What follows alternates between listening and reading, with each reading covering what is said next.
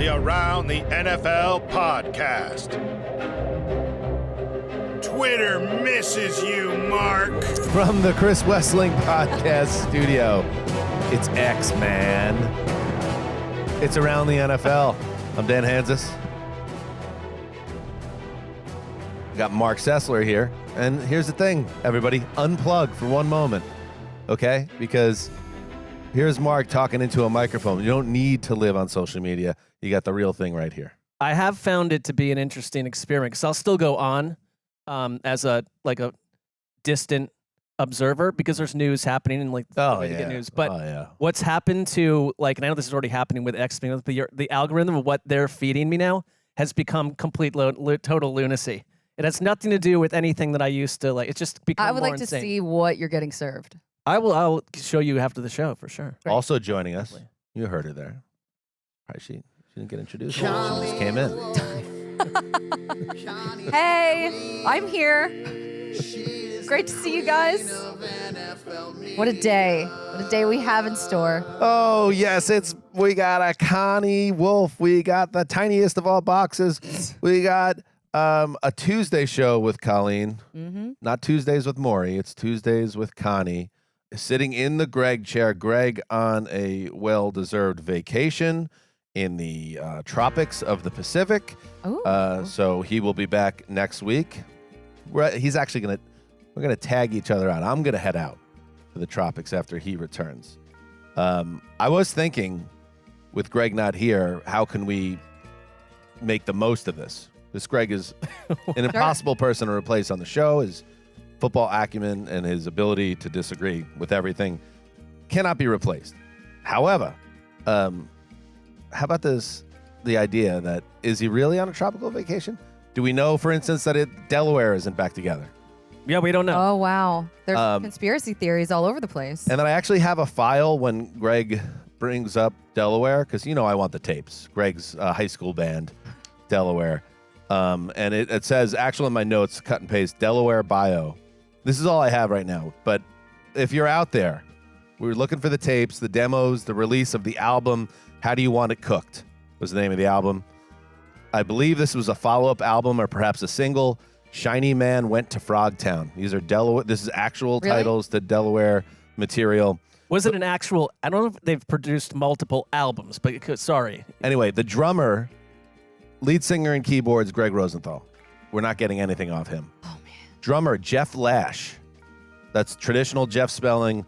Lash, L-A-S-H. He was the drummer. Jeff, if you're out there, if you were from Western Massachusetts and you know a Jeff Lash, please reach out to him and have him reach out to us with any potential demos. Also, there's a guy named Andy in the band. Don't have the last name. Just Andy. Andy from Western Mass. If you're out there, we will give you a signed 8x10 glossy of Marc Sessler in Levi, the jacket, if you reach out to us with the tapes. There's probably only 275,000 Andys in that area. So it's spread a wide net and get to work. I have confidence in the subreddit. I feel like they can mobilize and answer this for us. Also, why hasn't there been some type of sing-off with Greg? You have to kind of trick him into singing. And why hasn't there been a segment yet with We have to. He's sheepish about his musical past, and I've tried to get that out of him. But I do want to hear How Do You Want It Cooked, their debut album. I would love that. There was at one point, one of the band members or someone who knew Greg. Maybe it was Andy. Maybe it was. Claimed to have, the tapes. So they're out there. And, we're getting to the age where maybe some of these people don't live, they're not on the earth anymore. Well, let's just stay positive on that front. I don't know. Wow. By the way, if anybody, we just were blown away by the Patrick Claybon song submissions. If anybody wants to take a crack on what Delaware might sound like, he said they're mid-90s alternative music in the vein of a Flaming Lips type artist, that type of underground alternative band, a little bit of he said not prog rock, but kind of very left of center alternative. It was it was alt, and Greg had a part down the middle, I believe, with with the longish long hair down both sides at some part of that I era. remember there was a guy that I had a huge crush on in like 5th grade, and he had that haircut, and he loved Silverchair, and I was like, yeah, well, I'm gonna get into Silverchair too, just because he likes them. The Australian So- teen Silverchair. I remember that band. I would love if the listeners submitted some songs for Greg and specifically focused on what Greg sounded like on vocals. That is we drilling need that. down correct. And we'll give you the titles of, let's use them as songs, okay? How Do You Want It Cooked? And Shiny Man Went to Frogtown. Either of those give us a. I mean, I think Greg would really appreciate starting the show this way and potentially extending this bit that he's been hoping to kill like the picks competition for years. Undoubtedly. But instead, the old Zuzzer has turned it into an opportunity. Yep. That's what a host does, Mark. That's what I do. I don't doubt your abilities to. They call me Rankle Stinky Greg's Davis for a reason. You know that. Yes. All right, let's get Among into other today's show because we got a good one. Coming up a little bit later, we're going to sleuth the top 10 of the NFL draft. How far out are we from the draft? Holy Like a God. month We're away. inside a month now from the 2024 NFL draft. In fact, Connie, I know right before you joined us, you were in hardcore scramble mode prepping for this show because you were doing Just did a mock draft live with Bucky Brooks' latest mock, his 3rd one that he dropped. So just analyzing that. Lance Zierlein is next and you week. hosted the proceedings? Yes, I did. So Where can people see that, by the way? that is all. Come on, it's all over the place. It's on the network today, and today is Tuesday. Today I is Tuesday, believe. March 26th. Yes, it's on NFL Plus as well. There you go. So yeah, just check Nice your plug. local listings, gang. When you stack these assignments, do you feel better beforehand, or do you feel better when they are crossed Over? off your list? I Just always feel wondering better about your personality. after everything Yes, I has would been think so. accomplished. It is a little bit of a sprint. I was flying back from the East Coast yesterday, and I have to fly back there tomorrow. So I'm prepared, and I have a lot of information in this old brain. What was your ready question? to rock. Do you like Well, it better no, when the I- hard thing is in front of you or behind you? I mean, I think everyone's going to have this similar. Of course, but I think it's a little more asterisk / like special with Colleen, because I understand where she's coming. I'm kind of the same way. Like there was a fair amount of palpable tension in the room when she was in preparation mode, Okay. and I was just imagining Well- that her on her drive home is going to be like luxury for her. It's sure. I love when it's over, everything. Right. But my notes that I was preparing for this show while I was hosting the other show, and I know that this is not a visual medium, but my notes look Well, we have a YouTube like program. Can we get a like tight they shot have on that? been Big Funk? scribbled on a cocktail napkin, and this is what I'm working with. So it's I can't even read what any of this says. Yeah, it No, looks kind of slightly psychotic, but like And it's on the back of the work Bucky's of a mad mock. woman. yeah. Yeah. Yeah. All right, so check that out, and we're going to do some draft stuff, as I said, but we're going to sleuth it like an old friend of ours, and we'll get to that a little bit later. But first, we got a lot of news to get to because the NFL owners' meetings went down in Orlando, and that's always a source of, intrigue. That's a little strong. Mhm. It's always a source of gruel for the old News is always machine. coming out of Yeah. there. Yeah. When you're all right. not, when you haven't been sent there, which is a pattern of late, it's less intriguing. The good old days, they used to send us there. And that I've was- never been. Oh. And all I do is hear about the swag and there's parties and The what? salad days, Yeah. as they say. All Anyway, true. back to reality. Let's hit the news. And this is going to be inside the 10. And this is dropped, picked up by Beck. Beck still going, running to the right side. Beck has some room, 25, 30, 35, 40. He's at the 50. He's at the 45 of Jacksonville. Beck across the 30, the 20, the 15, 10, 5. Are you kidding? Rock and roll. Touchdown, Houston. My goodness. Oh, my. Beck picked up the ball. The earth started shaking Yes, in it North did. Florida, and he ran to the right side and found the lane to the end zone. Man. Oh, man. Mark Vandermeer with the call. KILT. That was Andrew Beck, fullback, the up back on the kickoff in week 3 against the Jaguars, and impossibly, he took it to the house. And why do I play that? Because you'll never see that again in the NFL. Mhm. Because everything is different now. The NFL owners approved a massive, and I mean massive, revamp of the kickoff on Tuesday.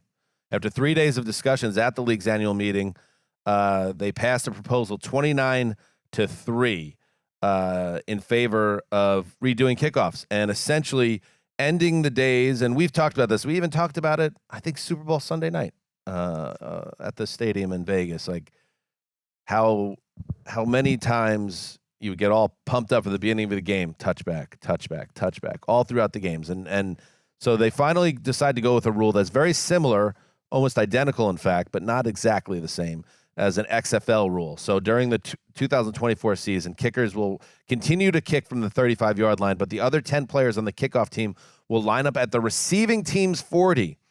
So everyone other than the kicker is now on the same side of the field.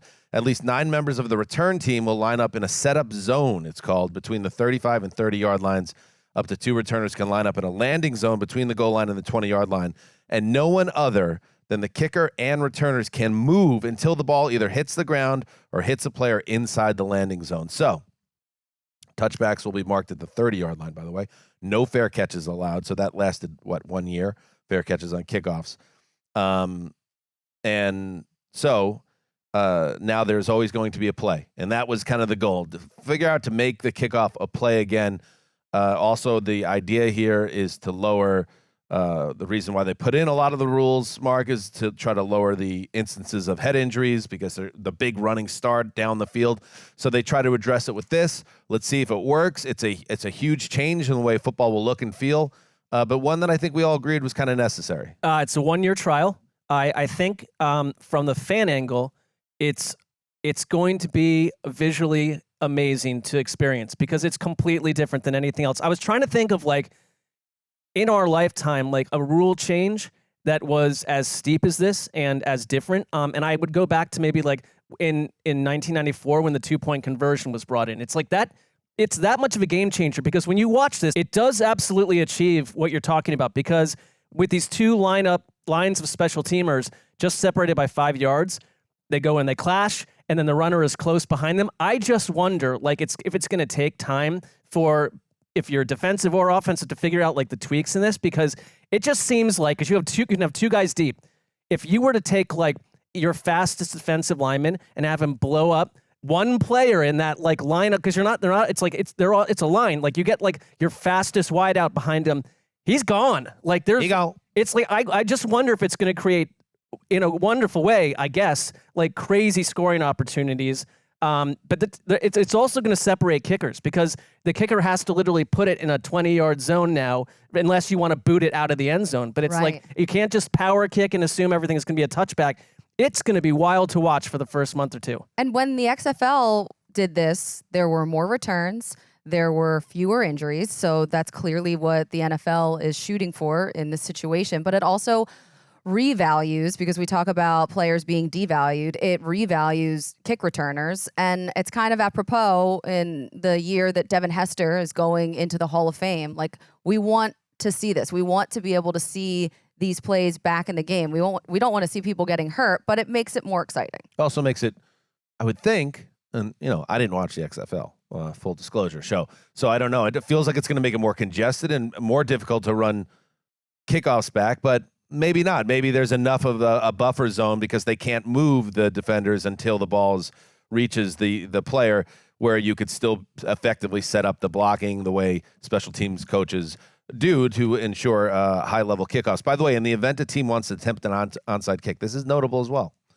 Like, for instance, Saints fans that are listening, like arguably, one of the most important and pivotal plays ever in Saints history was the onside kick fake, or the surprise onside kick, I should say, by Sean Payton that led to the recovery. Do I have that right? Yeah. Yeah. In Super Bowl 44, you cannot surprise a team with an onside kick. So in the event if a team wants to attempt an onside kick, we'll have to inform officials of its intent, and then they would be allowed to use the NFL's traditional formation. No surprise onside kicks are allowed. So, which, by the way, I don't know if that... It's so weird. Now you have to declare it. It takes all here's the other element thing. of surprise out. Because of, and we've talked about this on the show, like, we get it, like, and everyone gets it. You're trying to make the game safer. But because of some changes they made in the onside kick rules to protect players, it's almost impossible to recover an onside kick now. So now on top of everything else, now you've removed the surprise element, so it makes that play that much more difficult to pull off. It's a trade-off because obviously, like with the kicker 35 whatever yards behind his other 10 special teamers, an onside kick would be absurd. That play already felt like it was kind of dead over the last couple of years because of the rule change. I think there's still work to be done to work on that. If this works, let's move to fixing the onside kick, because I think that's a broken play too. Right, now. but I think the one thing it shows, because if you're the NFL and you're the king of all leagues, like it shows a bit of humility to borrow from the XFL, and I think that tells you that the onside kick, if it remains this sort of dead zone, like they'll address that. Like I do give them credit for wanting, because I will never forget being at the Super Bowl, and while it was a special moment on the opening kickoff, like the last one we'll ever watch that way, the stadium at Allegiant Stadium went into this hush. It was totally quiet, but then it just resulted in nothing, and it was like, wait a minute. And it was Greg who, after the show, said the kickoff has got to go, and he's in Hawaii and got his wish. Well, he didn't, though, because there's still a kickoff. This is why I like the change. No, the change, the dead way that it was. He was saying just get rid of it, and I was saying, like, it's football. You have to find a way to keep it in there without just turning it into, okay, change of position. You get the ball at the 25. Like, I like it. We'll see if it works. It'd be weird if they take it away after 1 year. I tend to think like when that happens, unless it's a total colossal failure and it's already proven it can work in another league, you move forward with it. Humility, I don't know if I would put that with our company. I'm just saying to pull from it's kind of easy to pull from the XFL when it's failed 14 times in the last 20 years. So it's like it's not like the AFL in 1969 where it's like you're actually looking at them like, they're.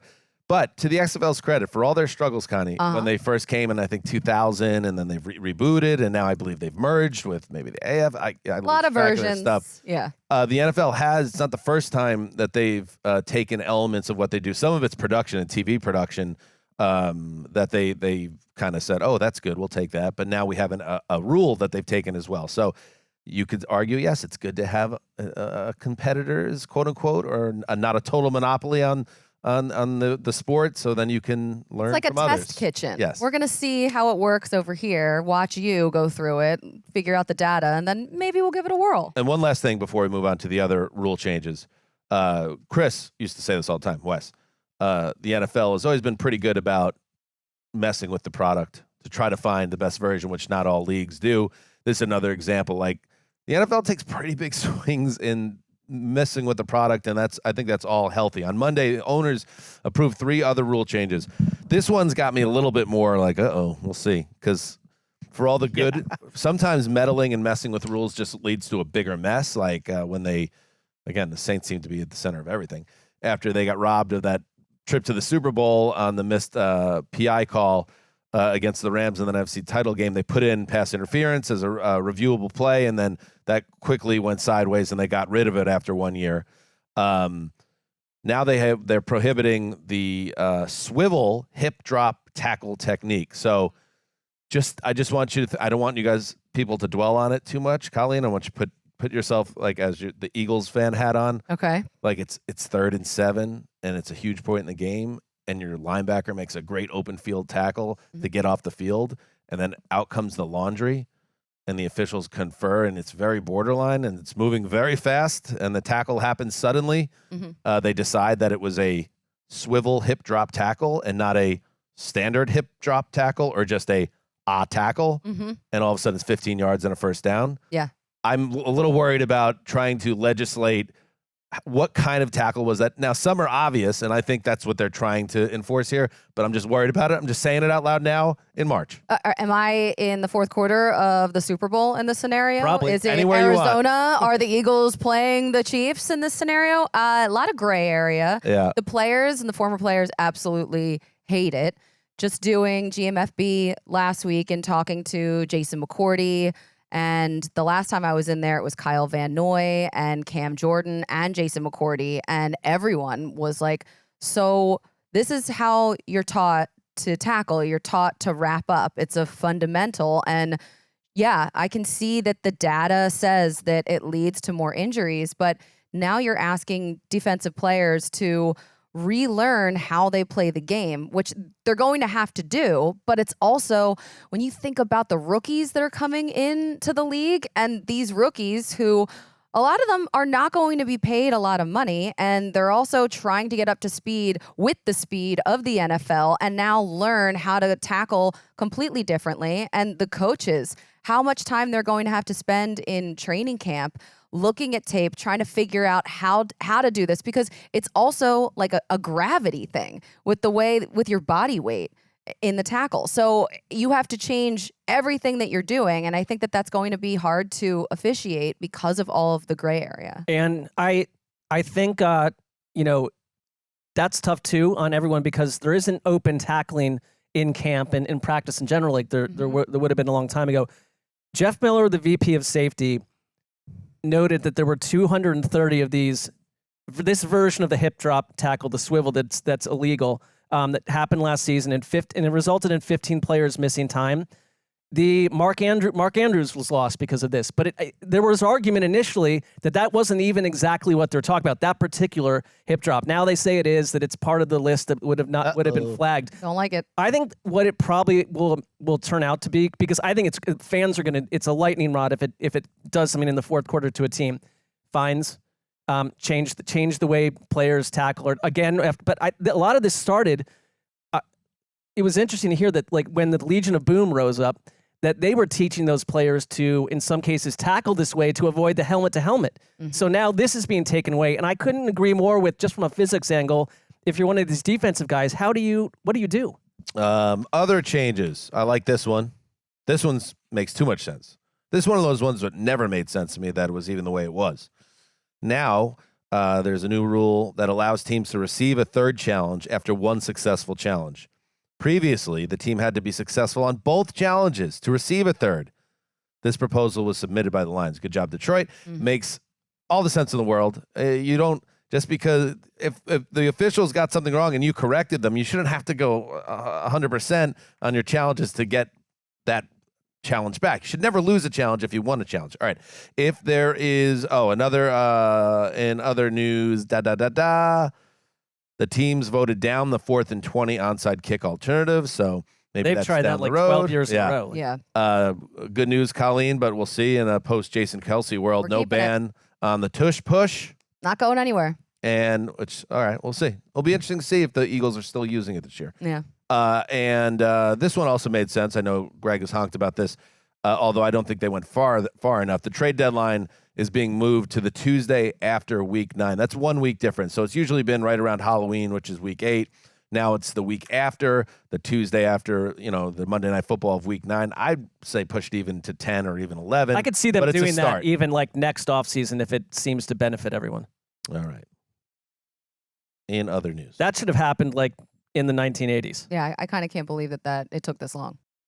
All right.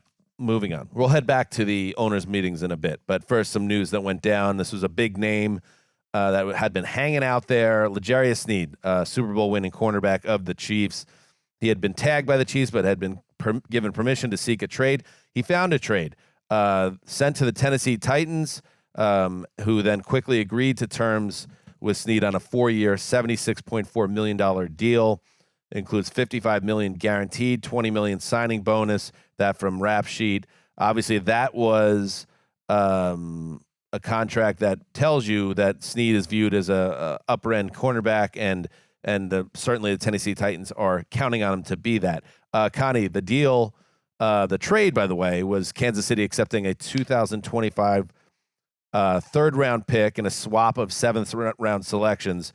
I wasn't blown away by the return, but I always seem to be off on what players can fetch in a contract, in a trade. So they get a day 2 pick back. The idea that they could, or my original thought that they can maybe pair their top pick this year with the Sneed haul to move higher up the board. Maybe it still works, but it's something. It's just not a ton for a guy who was a big-time player for them. It's not. Kansas City, they've been planning, though, for this loss for 2 years now. When they took Trent McDuffie in the first round, they've selected a couple other quarterbacks before that 2022 draft was finished. But it's like, I think for the Titans, this is great for them. They've been trying to fix that secondary for so many years. Their pass defense hasn't finished in the top half of the league since 2018. And over the last 4 years, they've used 4 day 1 or day 2 picks on cornerbacks alone. Look at Christian Fulton, Caleb Farley. I could keep going, but L'Jarius Sneed is an absolute upgrade for them. They also added Chidobe Awuzie during the first wave of free agency. So they have now a nice little group with Sneed, Awuzie, and Roger McCreary in the slot, plus their DC, Denard Wilson. He was a DB, so that the emphasis is going to be on that secondary, and hopefully after all of these years in purgatory, they'll be able to make some improvements. Yeah, I think you said it. I mean, it's I would have thought a couple weeks back that it would have been a second, not a third. Yeah. But if you're the Chiefs, you didn't want this salary and you were ready to move on, and so it's acceptable, and I kind of trust the Chiefs to make something out of it. But I don't know, this franchise and trade thing. Like the terms, this was a surprising term to me. I love it for Tennessee, though. And the Titans have been very active this offseason, but maybe haven't gotten the best grades overall. This one, I can't quibble with this. They've now addressed another key part of their team by adding a high-end cornerback. So they're improving, and we'll see what happens next. Maybe what we need to do, because this happens to us all the time, and we're not alone. We always think a player is going to fetch more. Let's get ahead of it now and it's attack. So whatever you think it's going to be, just drop it down around. Right. I think we could have say that not on the air so that people start to just think that innately we've grown that way. But I'm with you 100%. I'm not edit that in post. Yeah. I always feel that way whenever we do You're the GM and we're trying to figure out trade values. I'm so bad at that. I wasn't good at math. I'm not great at finances. And then the resource swapping is sort of in that same vein. Sure. So, yeah, I mean, maybe if there was like a class on that, that'd be cool. Moving forward, we're going to have this nailed. Let's head back to news out of the owners' meetings where Steelers head coach Mike Tomlin said Russell Wilson has, quote, pole position to open the year as the team's starting quarterback. This is the same team that also now has, of course, Justin Fields, who also we kind of miscalibrated the old trade market on. No, we didn't. Nope. So here we go. Yeah, edit that out and post as well. Here is Mike Tomlin on the QB sitch. The term that I've used is Russell has pole position. And why do I use that term? Because during this time where we're not formally working, man, I just think it's beneficial. His experience in the National Football League, his process that's been honed and perfected, talking about over a 12-month calendar, is not only good for him, it's good for teams. It's good for receivers, tight ends, running backs, etc. All the things that people that are really committed to winning do this time of year. Russell has those resources, man, that structure. And so that's why I say he has pole position, man. It just creates a synergy that I think is good for this time of year. When it's time to compete, we get in training camp-like settings and going to preseason stadiums and so forth. Obviously, Justin will be given an opportunity to show his capabilities. Preseason stadiums. Wow. All right. I mean, I think we parse that, but they want Wilson to be the quarterback, and they like that they have someone to be there if Wilson is washed. Well, if Justin Fields plays 51% of the snaps, that conditional 6th-round pick turns into a 4th-round pick. So, of course, Russell Wilson is going to start the season. Right. Yeah. I mean, and Mike Tomlin hasn't exactly been like the Washington Post with his quarterback reports and updates to us. So, yeah, it's like not a total WAPO situation. No, so I think like this is true until it's not true, which is probably as soon as Justin Fields starts doing special things. All right, speaking of Mike Tomlin, he was in conversation at I don't know where it was. I think it was the owners' meetings. Makes sense. It was with John Lynch. Oh no, that might have happened before. Okay, maybe it was a pro day. You know, these things, a lot of things going on. A lot of gray area. A lot of who's, what's, and what haves. Anyway, and Tomlin's like, hey, man, what's going on with Ayuk? And what's his sitch? That's his sitch. What's the wapu? The wapo saying on that? Anyway, John Lynch came out of the owners' meeting and said, no, Brandon Ayuk's not available in a trade. In fact, my coach, Shanny, he wants him to stay. We're just using all abbreviations and nicknames. I love that. For the rest of the show. Nothing's going on there. We're actively talking with Brandon, trying to figure something out. And, I always talk, we have a good history of working with the guys we want to get done to get something done, and it takes two sides. So can we do that? We'll see. There's a number of different directions, that it could go, but we appreciate the heck out of Brandon and who he is as a player. And we want him to be a part of the Niners, so we're going to work towards making that a reality. My radar's going off a little bit. Really? A little bit. Like I'm not now. Could by the end of this podcast, could there be a newser that's out that's like, oh, Brandon Ayuk is now the top 5 highest paid wide receiver in the league? Certainly possible, but I think there's just enough wiggle room in the way he was talking there that the Niners are always a forward-thinking team, might still be open to moving Ayuk at the right prices if it means them being able to reboot and get younger and cheaper at that position rather than have Debo and Ayuk on the books in addition to all the other talented, expensive players they have. I mean, I think anything is possible with anything any of these people are saying in March. Like anything is still out there as a possibility. If someone, but it's our job, Marc Sessler. But I don't. My response is that I don't think that this is there's some background suspicion here. I think they want to keep him. You're the Niners. Like your Super Bowl window is wide open. Like I'd say he was more important than Deebo Samuel for large chunks of last year, became a true star, and they waited a long time for that. So now you move on and hope that someone else you fill in the blank with. Because you drafted Brandon Ayuk, you drafted Deebo Samuel, right? That's the only thing I'm thinking of from their perspective in a very rich wide receiver draft. If they would ever get a little crazy, here's the thing though, though, they did say they wanted to re-sign Deebo Samuel, and they did. And even with Jimmy G, as messy as that got, they said, we'd like to make this work. And they did until it was completely over and they found another quarterback. But they haven't, if I think if Deebo went somewhere else or guy A, B, or C didn't, then I would believe them a little less. I don't believe like Shanahan on half the stuff he says, but I think Shanahan wants to keep his arguably best wide receiver. Yeah. Of course, John Lynch is going to say that he's not available until he is, but I think that he's going to want to keep him around. I've been in this social media rabbit hole, though, that Brandon Ayuk, I think he was on a Twitter break for a little while, and then he got back in, he dipped his toes in the water, and now all of a sudden I'm looking at his IG stories, and if you guys saw it, it's just emojis where there's a cash sign, someone talking. What looks we like got to retire that one. A cow. I think it's a bull. I think it's time to retire Ayuk is on fire. It kind of is. You're not into it. It kind of just it had its bothers me, that one. I don't know why. What if he was a Jet and that was part of the Jets situation? Because everything would be different. Right? It's always different. We love it. Dan, you're so shallow.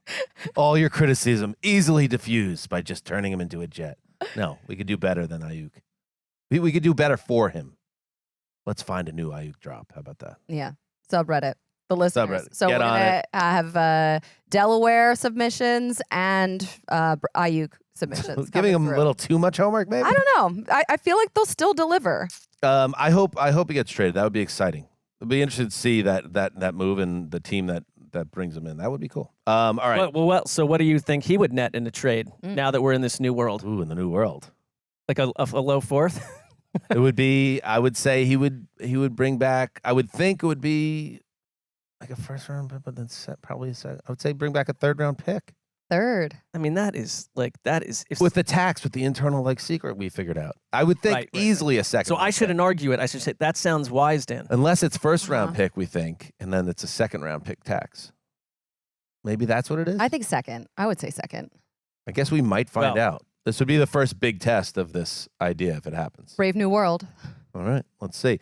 In other news, Robert Kraft. Oh, by the way, let me frame it this way. I think I know who's the next figure to be found or not found because they're buried under the Mass Pike. There's a couple of them. Matthew Hamachek. He was the director of the 10-part documentary series The Dynasty on Apple TV+. Uh-oh. You heard Andrew Siciliano float it around the AFC in 48 minutes that he was surprised by how pointed it was at times and what seemed to be criticism of Bill Belichick, who of course is no longer with the team. That became the only thing people really were talking about this documentary. It was like, wow, that was a little slanted. pro-ownership or anti-Bill. Robert Kraft wants you to know that was not his intention, and he feels like other patriots that were involved with the project, perhaps duped by the nature of the doc, short for documentary. I felt bad that there was so much emphasis on the more controversial and, let's say, challenging situations over the last 20 years. I wish they had focused more on our Super Bowl wins, our 21-game win streak. I felt bad. There were players who gave hours and hours of interviews, and they felt only the negativity. So, little disappointed that there wasn't more of a real positive approach, especially for Patriot fans. I think Rob is getting in that Jerry Jones flow, where if you're transcribing a Jerry Jones quote, no need to stop the recorder at any point. Just beautiful wait world. And type. Truly. How about this? Don't speak on camera if you don't want it to be absolutely legally and rightfully used in a documentary. A documentary is not an in-house hype film. It is meant to tell you a story, the good and the bad. And I kind of find this like a billionaire is unhappy with result of something. Well, you can't have your way all the time. Devin McCourty and Rodney Harrison both came out saying that they had done hours and hours and hours of interviews for this documentary, this docuseries, and the only things that were used were the negative things that they said. So yeah, that's how they felt a little duped. I get that, but like, I guess part of it is like, why are we talking about it because it was newsy? Like if it was a bunch of people glowing over the 21-game win streak in the Super Bowls, like we all lived that. We've been there. I mean, I feel for McCourty if you've given all this time. I get the frustration, but it's like filmmakers that's kind of what you sign up for. Do it. Is, and I don't know. I'm uneducated on the topic, so I don't know. So was NFL Films? Is this an NFL Films project at all? I don't think so, but I don't know. Yeah, so if this was an outside project, in newspaper terms, if it bleeds, it leads. And that's all I'm saying is like, I can see why they were attracted to that part of it. And we can act like, if we're Robert Kraft, we could act disappointed that there was too much focus on the last 3 or 4 years and how Bill Belichick and Kraft went from the most powerful duo in football to estranged and separated. But that's an important, like whether I know it's called the dynasty, but if you're telling the story, you tell the story of how the dynasty ended too, and them kind of becoming no longer on the same page. That's a big part of the story. Like, so I don't know.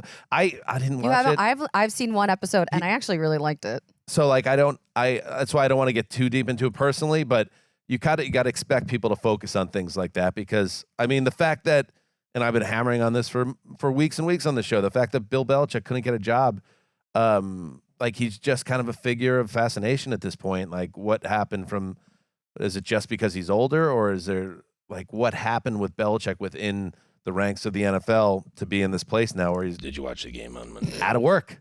Right. And I think like news should be something that you don't know versus something that we all know very well. And it should be something that probably is unpleasant to many people. All right, let's see. The Lions, this was a weird story. Cam Sutton, cornerback of the Lions, he has been released from the team after he was involved with some legal trouble. There was a period of time. First of all, it was domestic battery by strangulation. That's the allegation. Oof. There was a period of time, and this happened like, going into the weekend and stuff, where no one seemed to know where he was. Mm-hmm. And then like the team president of the Lions, Rod Wood, admitted Monday that the day before the Lions released him, that he was inside the team's facility. And so, I don't know how all that marries up exactly with the wondering where he was, but that's why it doesn't look great for the Lions, but they've released him and he's gone. He joined the Lions as an unrestricted free agent last summer after spending his first 6 seasons in the NFL with the Steelers. And we touched on this around the NFC, Connie, that the back end of their defense is a target for improvement. and now with Sutton out of the picture, that becomes even more of a glaring need for them. Yeah, now that's their hand is forced when the draft comes around and how they're going to kind of play this. And just looking at some of the mock drafts that are out there right now, because I don't really want to focus too much on Cam Sutton. Like I don't know what the details are, but they don't sound good whatsoever. So for the Lions, the fact that they're picking as high as they are, we haven't seen that in years and years. They have the 29th pick in the upcoming draft. And for a lot of them, they're probably going to end up taking a corner. Maybe it's Kool-Aid McKinstry. Maybe they take an edge. But I think for them, it would be really prudent to beef up that secondary now that they lose Cam Sutton. And finally, in the news, we're going to do a little speed round. But last item here, they did it. What happened? The NFL did it. What'd they do? I knew they were going to do it, and they've done it. The NFL has defeated Days. NFL 1, Days 0. Game over. You thought that as big as a ratings hit the NFL on Christmas was, after they came for the NBA's throat and stumped it,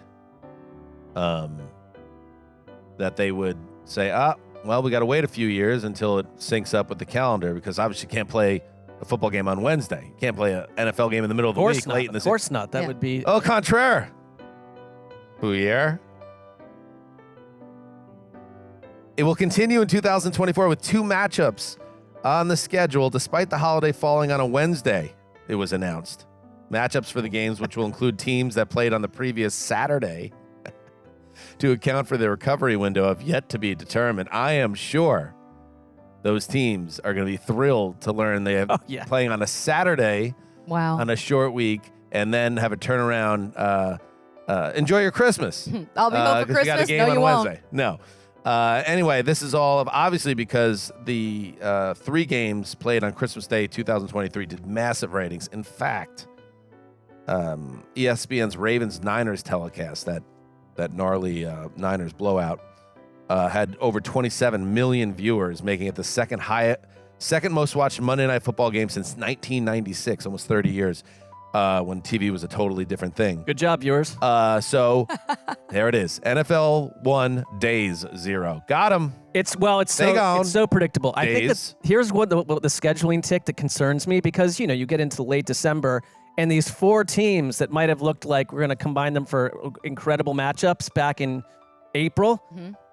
3 of them could be roadkill by then with their third quarterback playing, and we have to see them in island games 2 weeks in a row. But beyond that, I think we made the prediction that they're going to find a way to have games on May Day, and I think we're only a couple weeks from that happening, or years, please, at most. Every day of the week. Why not? It was during the pandemic we did it. So, and what great times they were. Tuesday night football, Wednesday night football. Let's just keep going. But everyone digs this except people working in football, and so most people are probably shut up. Exactly. I will say, this past year on Christmas Day, I wasn't working because I worked Christmas Eve.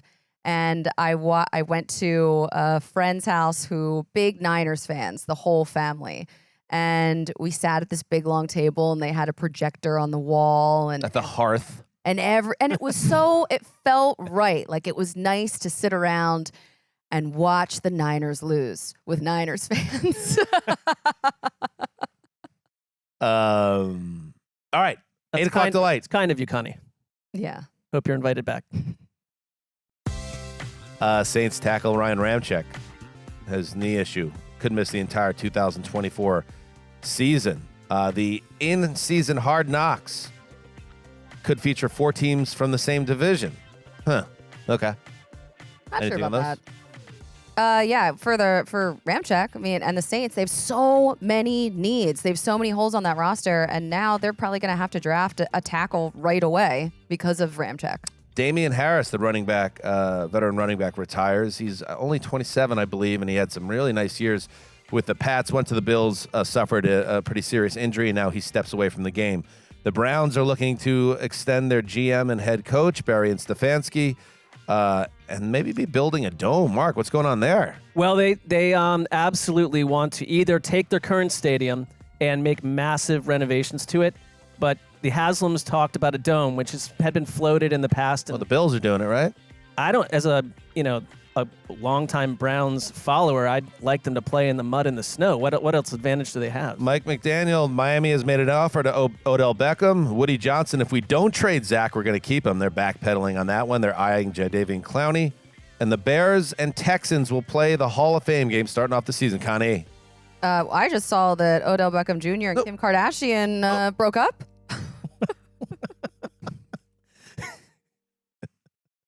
So.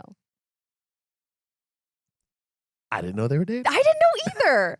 I feel let's see what Odell has been up to. What is up with that Kim Kardashian? She's always in the news. I feel like she'd want to go to Miami. Like every aunt. With someone paying her way, although she's probably way richer than him.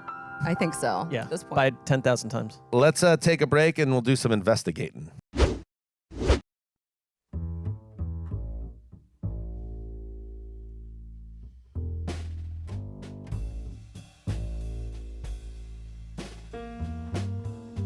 Welcome back.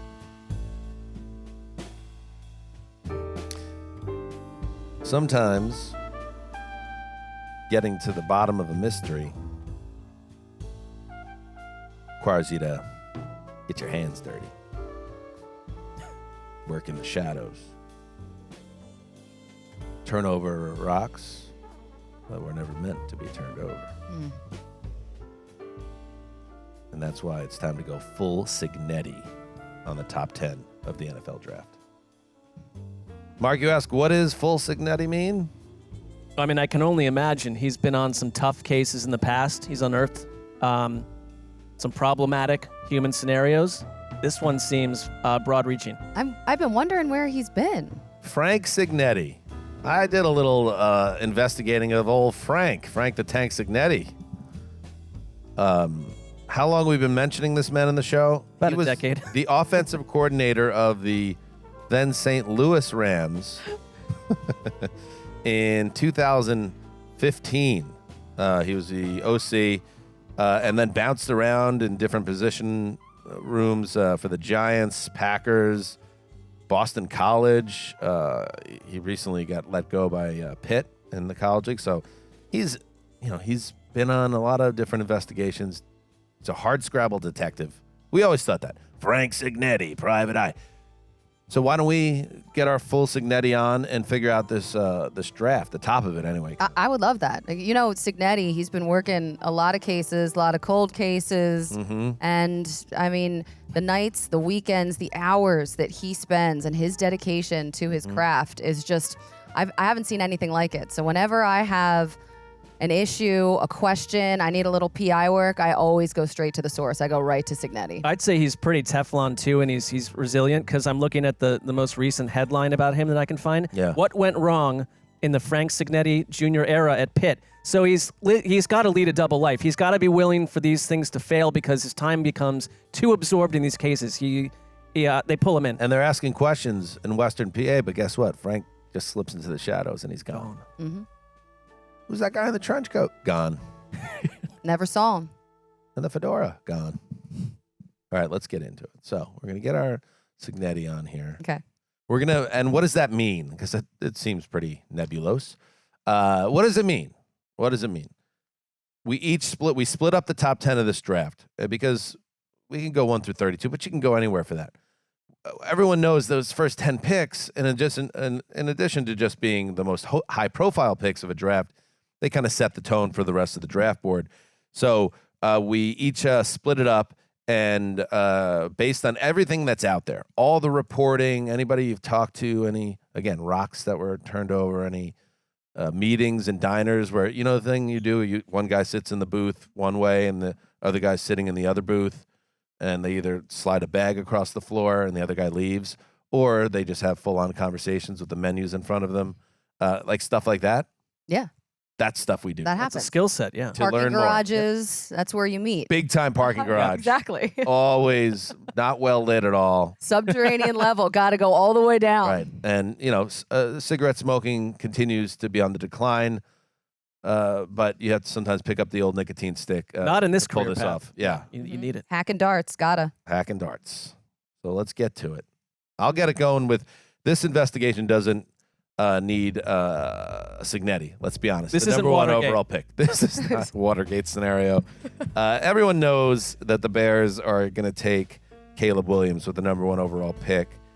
And I should just, so we're not going to dwell on this because we got the Bears coming up later, and I'll do a little deep dive on that, which is certainly more intriguing.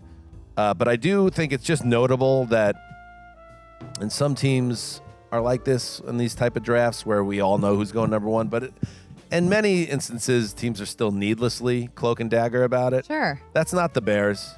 They're talking openly about Williams, going to his pro day and speaking on him, and not even trying to be cute about the Justin Fields thing. They're like, once they, and granted they didn't maybe get the most value they could with Fields, but they made it a point to clear the path for this rookie to come in and be the guy with no distractions, and of course build up a real nice infrastructure around him. So Caleb Williams of USC will be the first pick, and I don't really, maybe I failed it in my Signetti task to do any more diving on this one, but sometimes you got to know when to stop turning over rocks and just be like, it's staring right at me. You don't want to get too cute, but maybe others might not be able to see what you've seen, but Frank Signetti sussed this out with no issues, and there's not a lot Good job, debate Frank. around it. Yeah, Signetti's time is precious. Right. Like, if he knows the answer, he's moving on to the next case. Colleen, does he know the answer? I like now that we've had a subtle shift in the seg, and now we are Frank Signetti, and I like this. I like this. So, Frank, tell us about the Washington Commanders at number 2. What are you hearing? What have you learned? Well, what I've done here is I put a tail on this Peters guy. Adam Peters, Smart. the new GM, his 1989 black Lincoln Continental with the maroon crushed velvet interior, moonroof, 8-track player. It was on my radar immediately. I knew that something was up. Where was he going in this car? Where was he parking it? What was he using it for? And he was using it to check out these quarterbacks, because there's no doubt in my mind that the Commanders will be taking a quarterback. The question is, which one? Caleb Farley, going to be off the board. That's fine. But this draft, it starts at 2 with Adam Peters, and he's got to get this right. New organization, new owner, new times, new quarterback's got to come through. And when they got rid of Sam Howell, I felt like that was a very interesting shift, because most mock drafts out there have the Commanders taking Jaden Daniels. Most people right now talking about the Commanders and surrounding the Commanders organization seem pretty steady on Jaden Daniels, the Heisman winner. That's the most popular pick, and it would go well with their offensive coordinator, their new one there, Cliff Kingsbury, because it's the same type of quarterback that he had in Arizona with Kyler Murray. However, the Pell Raiser, I wouldn't normally out my sources like this, but Pell Raiser came right out and said it himself, so I'll let you guys know what he said. And he said that of all of the decision makers he was talking to at the owners' meetings, they think that Washington will go J.J. McCarthy. So, whoa, that would shake it up. Okay, is this legitimate? Is it a smokescreen? It is a classic smokescreen season right now, so you got to watch your back. You don't know who's giving you bad information, who's an actual narc. I mean, you have to really weight what you're hearing and triple source check everything. Every time. But in this line of work, sometimes you don't have that luxury. So when the Commanders sent Sam Howell to Seattle, that made me think and made me believe that they will be drafting Drake May, because Drake May and Sam Howell were best friends, former UNC teammates. Interesting. That was one of May's best friends, his mentor. They obviously played together, so it felt real spicy when the Commanders, who for all of these years stood by their man, Sam Howell, and then right before the draft, send him packing to Seattle. Got to get him out of the building. Yeah. That's rich. That's a rich bit of evidence right there. That Jeremiah cat. Yeah, he's. Little hot. I got some. About him. I got some Trust stuff him? on him. Gonna be trusted? I don't know. On the outside, he appears to be of high character. Squeaky clean. Yeah. They call him the wholesome assassin. He's got Drake May going there as well. And if that is indeed what happens, and it is Caleb Williams and Drake May 1-2. That takes us to the New England Patriots. And I'm hip to this Marc Sessler cap. He's all over this. This was a fortress for many, many years, Right. New England. And, Bill Belichick was a person that allowed no other sources in the building because he essentially played all the roles himself. And anyone that did investigate too far into New, right, they're gone. Bye-bye. Yep. Were you an innocent little ball boy? Yeah, they even have, this is a true story, at Patriots headquarters, they have a backhoe that has the Pats logo on it that they use to break ground and bury people. Openly, because that was it was a fortress, and like it, The Stadies were in their back pocket. It's tough. Different era. They're bought off in Although many that cases. I'd guy say that directed that documentary will be another test case of the might of the Patriot way. Mm-hmm. Signetti and friends see something different right now, though. What do they see? I see that the walls of the fortress have willingly and openly come down to some degree. And what would have been a monumental investigation, for me, looks to me just to be a situation with multiple unknown final solutions. But I'm going to guide you to what I think will happen here. Okay, take us. Gerard Mayo has been, we don't need to triple source when Gerard Mayo is telling you things himself. And I think here's the difference between Gerard Mayo and 88% of the coaches out there. He's openly said, I don't know how good of a head coach I'll be. I don't know if my general manager can do it. We don't know yet.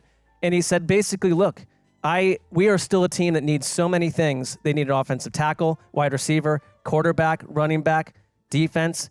So priority is quarterback to get one.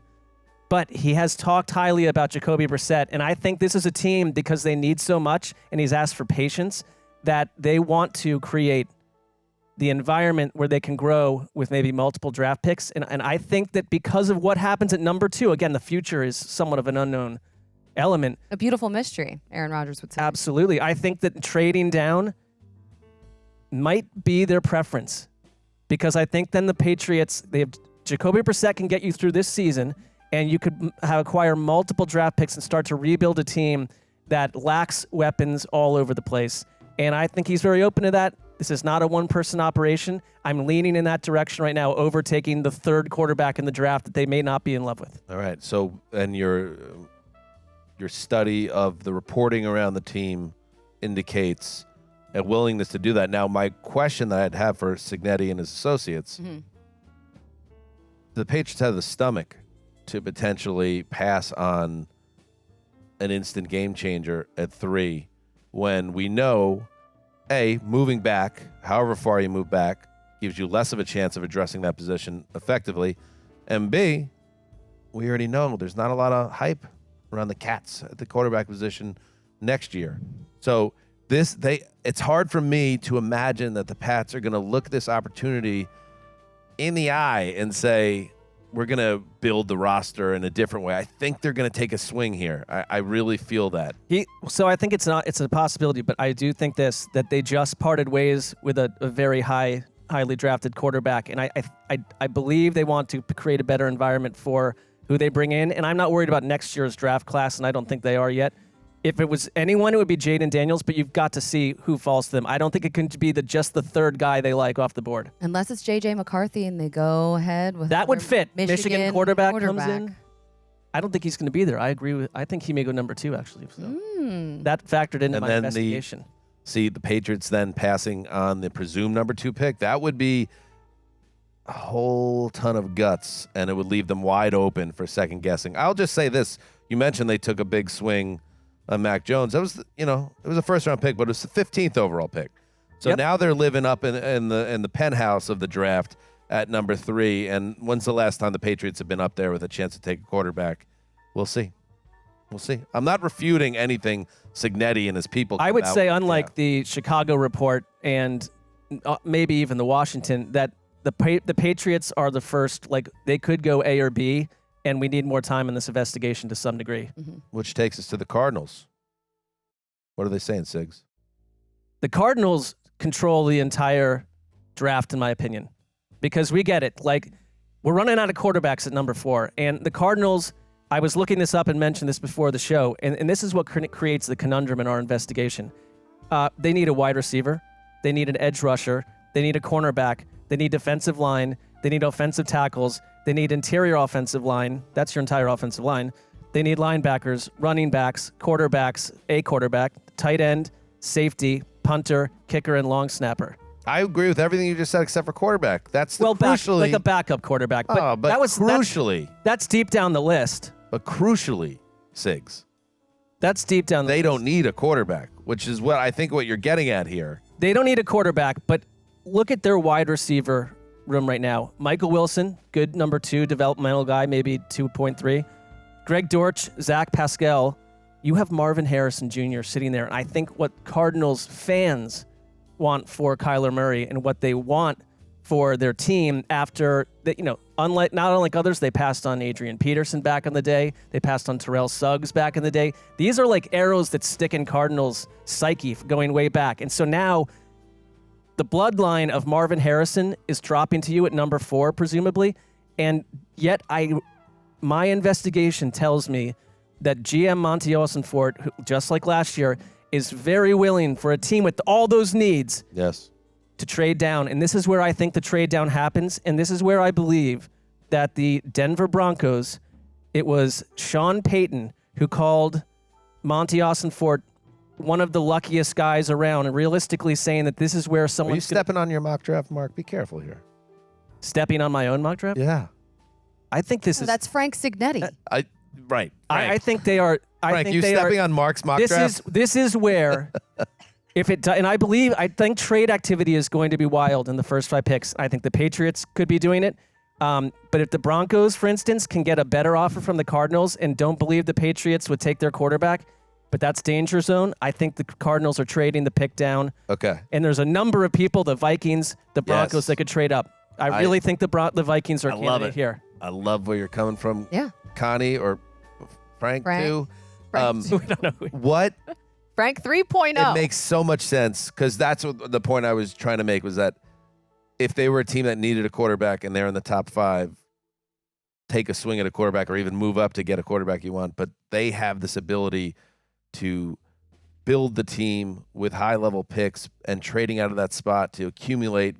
They make so much sense. And getting the best wide receiver on the board, also you couldn't kill them for it, but they could still get a big-time wide receiver in addition to multiple extra first picks, including potential first-round picks. Bingo. But you could kill them for drafting a wide receiver in that spot because this draft is so stacked, so deep with wide receiver all talent. pointing to it. So with all of those needs that they have, trade down, you're still going to get an incredible wide receiver and some other amazing blue chip players. Unless they see that wide receiver. And so we're all like in lockstep that it feels like an offensive skill player here.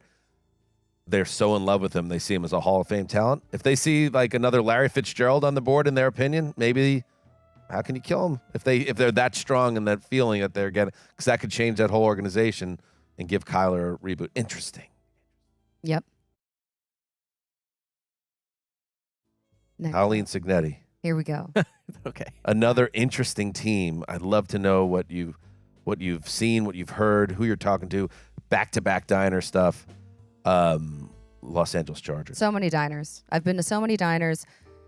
So many years actually investigating this team. It seems like they always have a nose for trouble. They're always getting themselves into these situations. And following them over the years, it's like they can't get out of their own way. So this time, though, it feels different. It feels like they got to get this draft right with Jim Harbaugh there now, because he might have Joe Horitz sleeping with the fishes if this does not pan out correctly. If this first round pick, which, I mean, that is the most crucial one, and I feel like there's been plenty of clues as far as what they might do, but a real breakthrough at the owners' meetings when Jim Harbaugh was talking about that 5th pick and how excited he was to have it. And he said, hey, if 4 quarterbacks don't go in a row, he said, maybe there's still another quarterback where we are when the 5th pick comes around and somebody wants to, and then stopped himself. Said again, that'd be like having the number 1 pick for us, but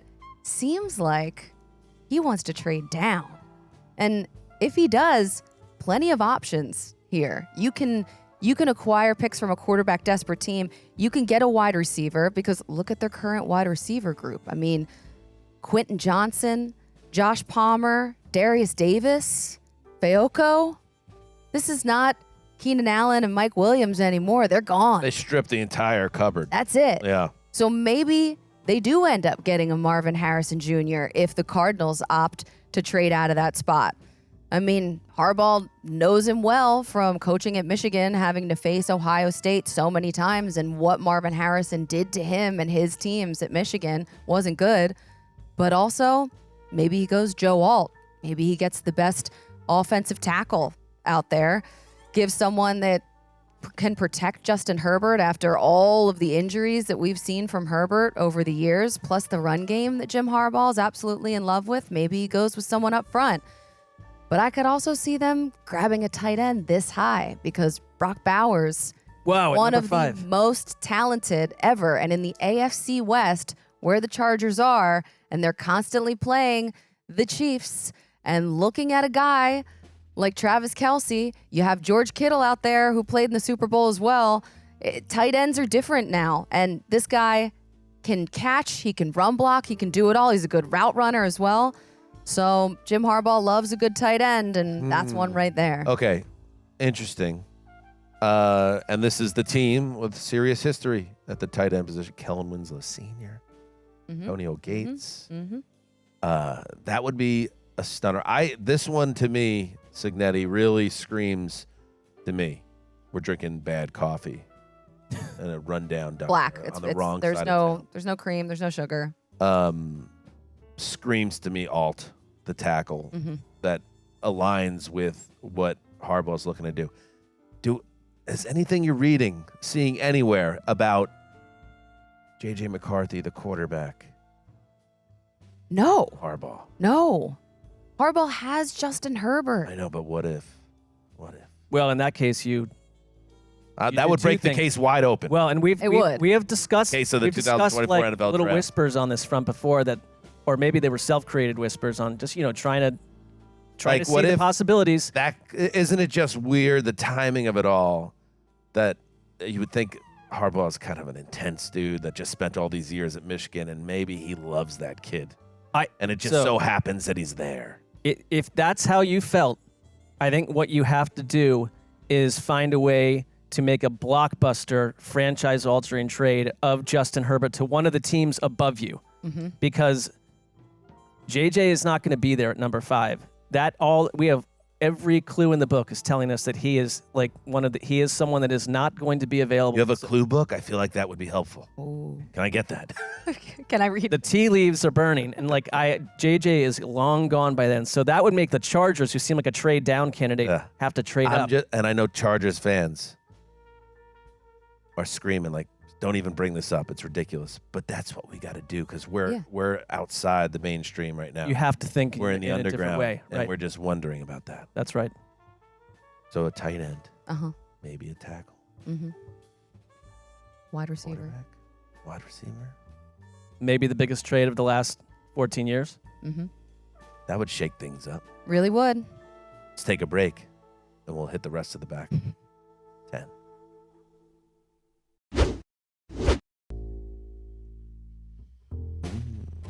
Take that bass for a walk. Hey Joe, come in slow on the hi-hat. Billy Bob, tickle them ivories. Hey Sam, make that horn sing. Okay, we're back. Why do I feel uncomfortable? Number 6. All right. Number 6. We got the Giants. All right. I've been up here all over the Jersey Turnpike. Up and down. That drive, it's a lonely drive. It's a grueling drive. But it's time to really go over the clues, the cold cases, the various hunches that you might have. You just got time to think to yourself. Sometimes it's the worst thing to do. You're all alone with your own thoughts. But it's all part of the investigation, all part of the job. And part of that was to hear what John Mara had to say about Joe Shane and Brian Daboll going into year 3 together at the owners' meetings. That's what I needed to hear.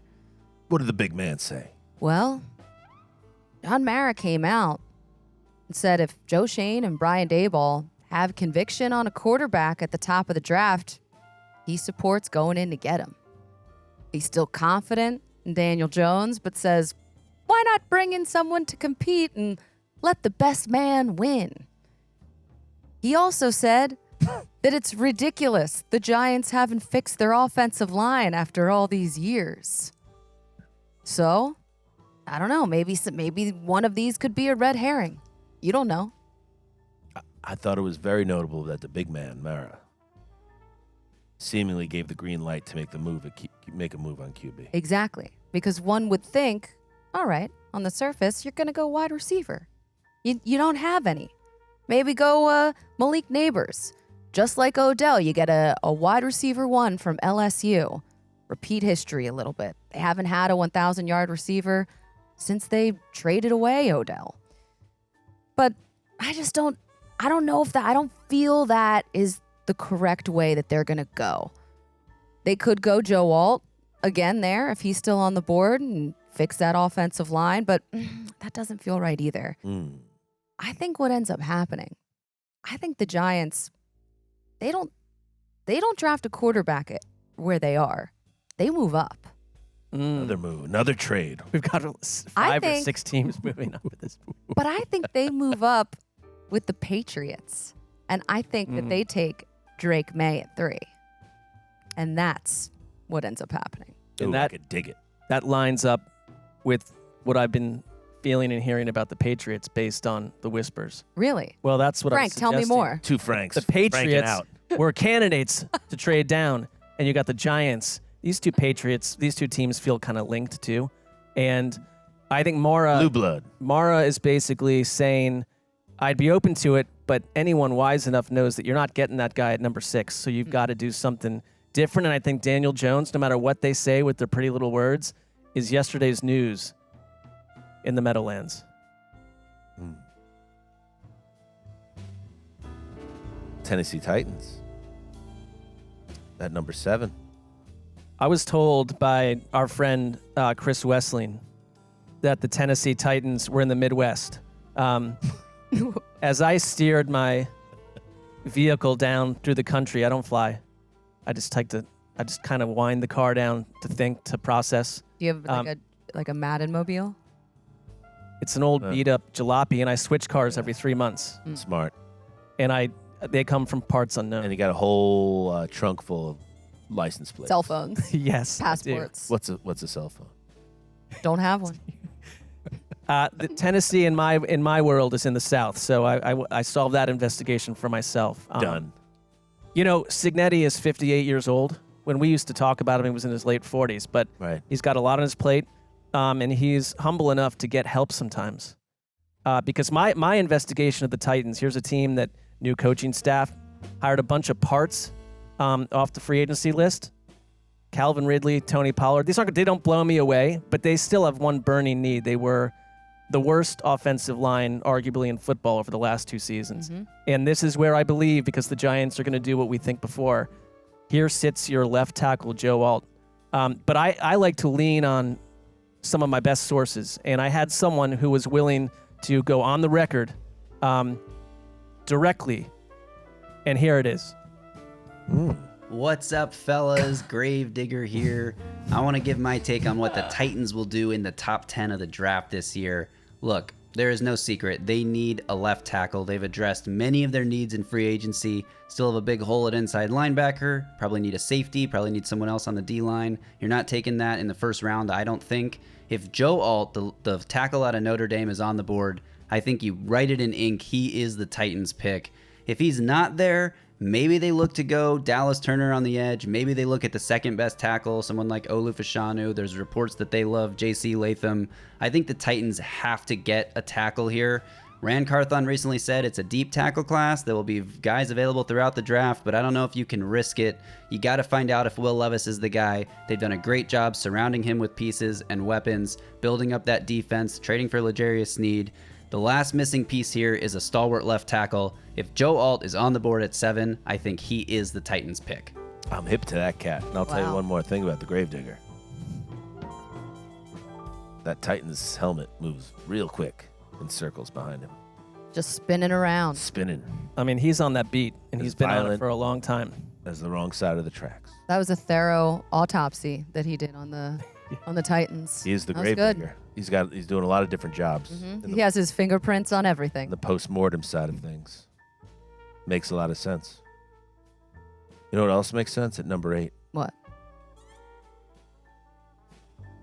The Falcons. What do they have going on? One of our favorite draft tropes. Teams who draft all on one side of the ball to make a point. The Falcons could be one of those teams this year on the defensive side. The quandary they face, and in my conversations, in my research, in my fearless ability to just go to places other people fear to tread. Train tracks. You're going across them. Right across those tracks. There a train coming? Not even checking. Doesn't matter. Doesn't matter. Not your concern. Kind of would be my concern Well, if I went at the wrong moment. You'd find out a second too late. The train stops for Signetti. Signetti doesn't stop for the train. I hope it stops. I hope Frank makes. Anyway, the quandary they face is whether to take the sure thing, quote unquote, at number 8. And let's be serious about this. The draft board is set up beautifully for this team because of their needs, which are on the other side of the football where the top of this draft is living. And they are set at quarterback. And they have the quarterback. They have the wide receiver talent. So, do they trade back? That makes a lot of sense. Try to fill multiple holes. Perhaps more sensible, but you really got to trust your football people if you're going to move out of the top 10 here. But in the end, and I'm reading just in the frustration around the organization that I imagine is also happening inside the walls at Flowery Branch. The curse of John Abraham is strong there. Oh, and what a curse it is. I think it's going to be too much to ignore for Terry Fontenot and Raheem Morris. I pulled up the John Abraham Pro Football Reference. You did? There's something smelled rotten. What'd you find? Well, as we talked about on the show, John Abraham started his career with the Jets. He left as a free agent after the 2005 season. And the Jets have been looking for an edge rusher really ever since. And now it's the Falcons who saw him leave in free agency after the 2012 season. They've been looking for an edge rusher since it's Abraham that ties the whole conspiracy together. I think the Falcons, with a plethora of pass rushers at their disposal, will not move. And they're going to say, we've had enough of this waiting game for the next Abraham, and we'll take the cat that we like most. So I'm not even going to tell you who they're going to take. There are a lot of mock drafts out there that have big-time edge rushers staring at them, so they're going to have their pick of the litter most likely. And I think that's what they do. They take the best pass rusher. It could be the first defensive player off the board, and that's the move they make. And everything I'm reading tells me this team thinks that they could really contend in that conference if they hit on a big edge rusher, use the rest of that draft to continue to build out the defense, and then hope Raheem could build it up further once he has a roster. I think that's what they do. I got a tipster telling me Dallas Turner might be their guy at Alabama. That is the guy at edge, and there aren't a lot of them. And that makes sense. And I think if you're Raheem Morris and you're working well with Terry Fontenot, you've come in quickly, you've found the quarterback that they lacked in these frustrating last 3 years. You're now killing curses that have plagued the Falcons for a long time, and you give Raheem Morris his guy. Which takes us to the 9th pick, and we're back with the Chicago Bears. The monsters of that Midway. these cats are feeling good about themselves because they took Caleb Williams at number 1. So now what? Now, we know they got Keenan Allen, okay, at receiver. Mm-hmm. And talking to some people and reading some things, they weren't expecting that. They said, they're on record, Ryan Poles, the GM, said, Keenan Allen's, he popped up. It wasn't something that they had been working on for weeks. It wasn't on their radar until the Chargers realized they had to move on. They called it a quote, this per The Athletic, a really cool opportunity. That's a hard-boiled quote. Okay. From where we're headed, which is going to be, hang on, missed the quote. Called it a really cool opportunity. That popped up, they made the move, Keenan Allen. I think wide receiver was an option at 9, and I think it's more likely they move away at this point from that group, even though there's going to potentially be some, or there will be still big-time names there. And then I think about the defense. They are trying to figure out with their defensive line.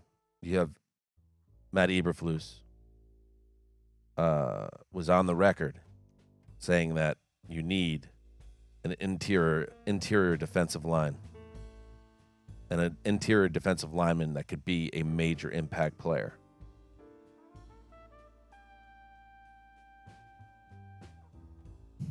Gervin Dexter, second-year player, former second-round pick.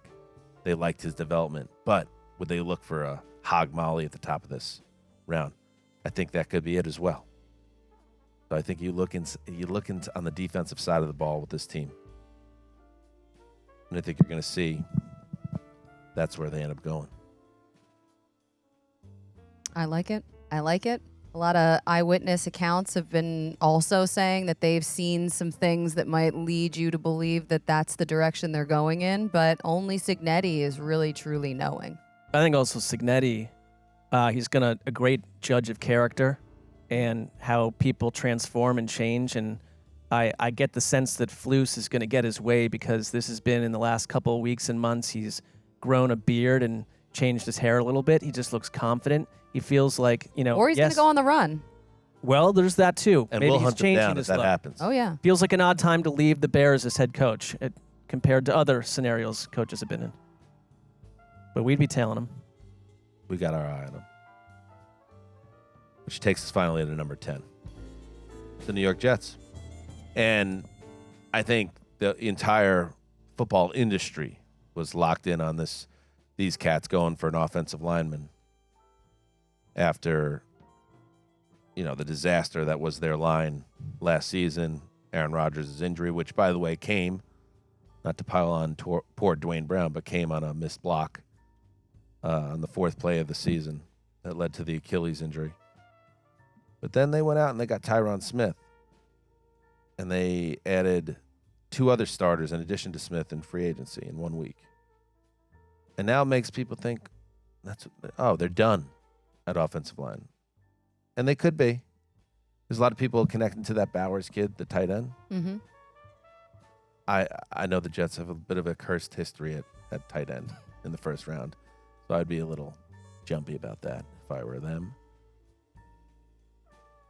If there's a big-time wide receiver, Mike Williams, I know they added Mike Williams. But that's a 1-year deal potentially. I wouldn't rule out them going after a wide receiver here. But I do think they might surprise people and stay with the initial plan and take an offensive tackle, the best guy on the board. They're not going to get Alt. If Alt was still there, they would run up to the podium. But he should be long gone by 10. I think they take the second best lineman on the board, somebody that they like a lot. And it gives you that injury protection on the line and a successor to Tyron Smith or whomever they decide to kind of plug this guy in. He'll find a role quickly because guess what? Offensive linemen get injured. You know who else gets injured? Older offensive linemen. I still think it's a major need for this team, and I think they still end up taking a hog molly offensive lineman. I really I like that. I think that Joe Douglas does not want to mess around with that entire position group. I do find it interesting, and I know you have a hot and cold relationship with this fellow draft investigator, Daniel Jeremiah. I'm sure he's hearing things, and I can't think of someone that seems more closely kind of linked to Joe Douglas here and there. And this could just be him creating something that's going to get clicks. I don't think so, but he has them trading up in his latest mock to number 5 with the Chargers to get Marvin Harrison Jr.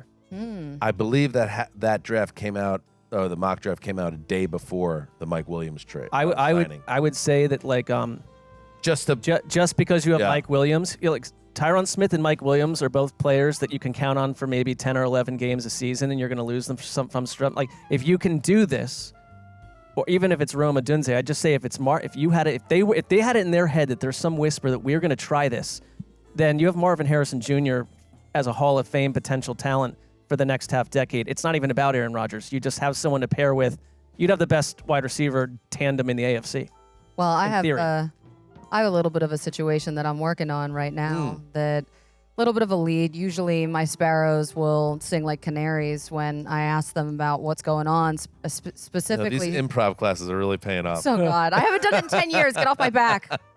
However, I will say that from a very reliable source, at the owners' meetings, there was a very heated conversation between Woody and Robert Saleh, to the point where it was a little awkward. Spicy. What were they arguing about? Where was this? Tell us more. At the owners' meetings, at like the party? At the party last night. I'm surprised. I'm surprised this happened in public. Developing news here. Did we just make news? I'm just saying that who knows? Could have been about anything. Maybe they were disagreeing on how they like their steak cooked. Doubt that, though. Probably not anything. Very interesting. So an argument between the head coach and the owner. Wouldn't say argument, just a heated passionate discussion. Exchange. What were they discussing? That is the latest lead. Your source said it it reached the point where it was almost awkward, you said? Little awkward.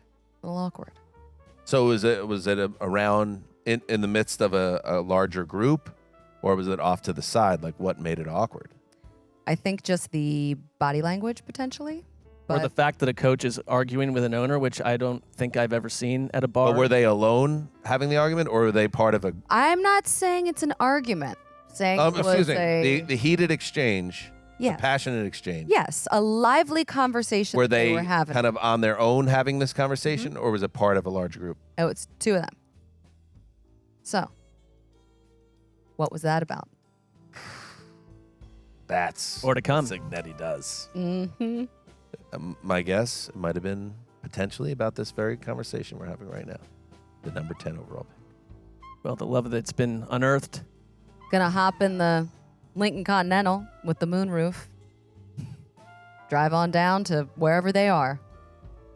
The Lincoln Continent. Let's take a break, and we'll wrap up.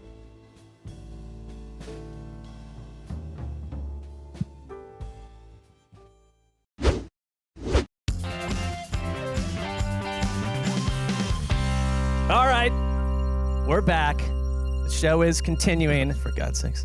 Thank you, Mark. All right, there we go. That was the Signetti breakdown of the... that was absurd. The top 10. And... but I'm still... that was a little bit of a... That was developing news, I thought. And again, it wasn't an argument. And let me just be clear. Just heated conversation. And was not last night, was Sunday night. So two nights ago, Sunday night. But just so we have the setting correct, they have the owners' meetings, and then and we've been a part of this party in the past. Right. There's a large party on an open lawn type setup. It was that party, not like a separate bar type late night out. It was that party. It was not the big party that was last night. That's like the... Oh, so it wasn't that party. No. Okay, It was Sunday night, and it was, according to my source, super awkward. So it's observed by many people, then I would assume, or multiple. Well, that is. I mean, that could be anything, obviously. Well, but where there's smoke, there's fire. I mean, they could have been arguing over, I don't know, like The Who versus Led Zeppelin. I don't think I would dismiss things like that. The fruit of the year contest that Dave Damashek used to run. Could have been the fruit of the year. Yeah. I mean, we don't know. When's the last time Woody Johnson went into a grocery store and felt fruit and found out to really come on? He's definitely hit the weight room. Looks beefy. It could have been about that. Uh-huh. Could have been about Zach Wilson. Because by the way, and the comments that Woody Johnson made that make no sense for the way that team needs to proceed. Woody, as we quickly addressed in the 8 o'clock delight, came out and said a few weeks back that our season was ruined because we didn't have a quarterback, making it very clear that they didn't think highly of Zach Wilson and they were moving on, and then walked it back at the owners' meetings in a way that was very obviously transparent. Saying, "Oh, we'd have him back, sure." It's no, could it be about that? We don't know. That would make some sense though, because I think that whole thing burned down everyone, quarterback, coach, GM. It's you're doing that again. Mm-hmm. Also, owners and head coaches, I'm sure in every building, butt heads from time to time, but in a public setting, that's Signetti at his. Now, how public this was, I don't know, but it was seen. Keep sleuthing. Colleen, what a morning into afternoon for you. I know. You've done it great. again. You've said it all. Thank you. It's great to be back with you guys. Yes, we'll be. There she is, the call. And we'll be back on Thursday with the great. Oh man, I always get so excited when I hear he it. He lost part of a finger. All right. It's the one that hits the button. So we're not hard on him about it. We just understand it's a thing that we work with. What's up, Eric? It was the slow jazz of the whole entire show. Just kind of lulled me to sleep back here. Click on the trigger. I'm looking for the close button and just kind of. How's everyone else doing? I'm sorry we're boring you. I'm just saying. I was really relaxed. I wasn't on my toes like I usually am. So I jumped to another folder and. So it had nothing to do with the missing portion of the thumb. No. Good. How is that going on? Like 96% back. No way. Yeah. That's great. Human body's crazy. Human body, ladies and gentlemen. A miracle. Let's go. So we'll be back. We have a special guest joining us on Thursday's show, Connor Orr. Ooh. We're going to have some fun with Connor. Oh, yeah. But until then, thank you, Connie. Thank you for listening. Thank you, Frank Signetti, wherever you are. And heed the call.